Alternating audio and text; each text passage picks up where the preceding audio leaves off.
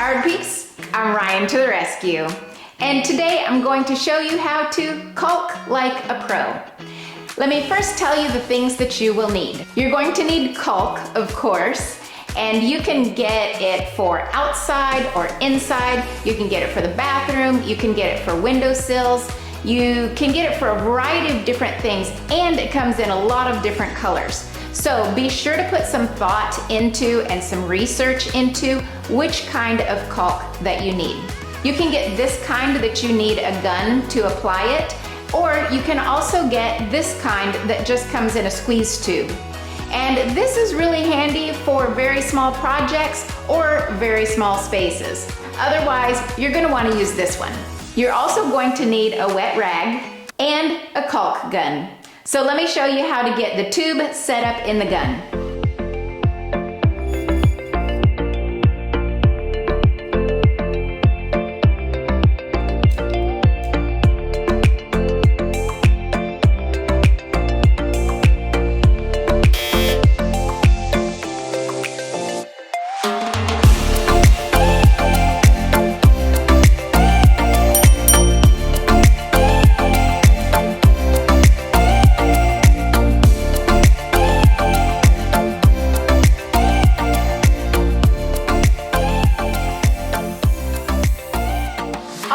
Now that we've got the caulk set up, let me talk you through the process.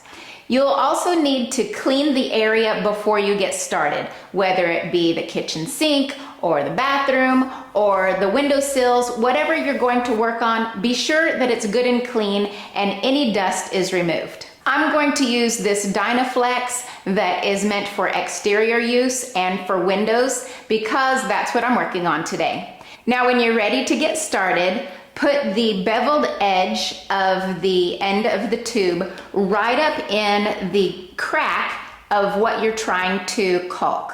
Then you gently squeeze the trigger and run it along the crack that you're wanting to seal, only squeezing out a small bead of the caulk. You want to keep the bead small because in caulking, less is better. Because after you squirt that bead of caulk down the crack, you're gonna come back with a wet finger, okay? I like to use my right, because I'm right hand dominant, my right middle finger. So I wet it on the towel, and then I just run that middle finger down the bead of caulk that I just put down. And you can do more pressure or less pressure with your finger, depending on how the caulk is spreading, depending on how much is there. If you only have a little bit, then you may want to put more pressure down so you're squeezing it down into that crack. If you have a lot, then ease up on the pressure so that you're not squirting it out everywhere. Speaking of that, if you do put down too much caulk, first of all, you're wasting it, so you don't want to waste caulk. Second of all, when you use your finger to come back and smooth it out, you're going to have this wave of extra overflow. And then that just causes you more work because you've got to clean that off. Now, if you're caulking something that is going to be painted, you have a lot of extra grace because it's okay if you get extra caulk on the wood because you're just going to paint over it. No big deal. But if you're caulking something that is not going to be painted, then you're going to want to be extra careful to put down a fine bead of caulk and carefully smooth that with a wet finger. Now, there are different kinds of tools that you can use instead of your finger to smooth out the caulk, but I guess I'm kind of old school. I like to just use my wet finger and smooth out the caulk. I think that gives a really nice look. If you come to a place in the two items that you're caulking together and there's a big gap, then first of all, if the gap is really big, then you might want to just use some putty to fill it in first. But if it's kind of a big gap and you don't need to fill it with putty, then you will have to squirt extra caulk to kind of fill in that hole first. And then on top of that, lay the bead just like you have been with all of the other surfaces, then you can smooth it with your finger. You can even do this in two different steps if you need to. Fill in the gap at one moment with the caulk, and then come back a little later after it's dried a bit and then do the bead of caulk to get your nice smooth finished look. My project was caulking around a new door and some new windows that I just had put in, and it was right up against raw wood, and I'm going to paint it, so I didn't have to be super duper careful, but I did want to get a nice seal all around those edges.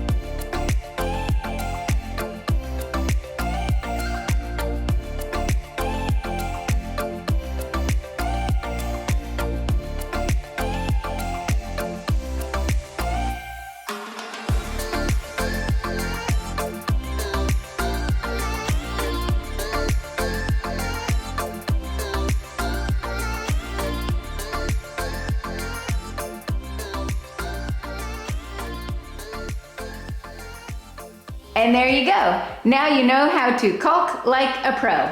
It's a little messy, but we got her done. We can do it.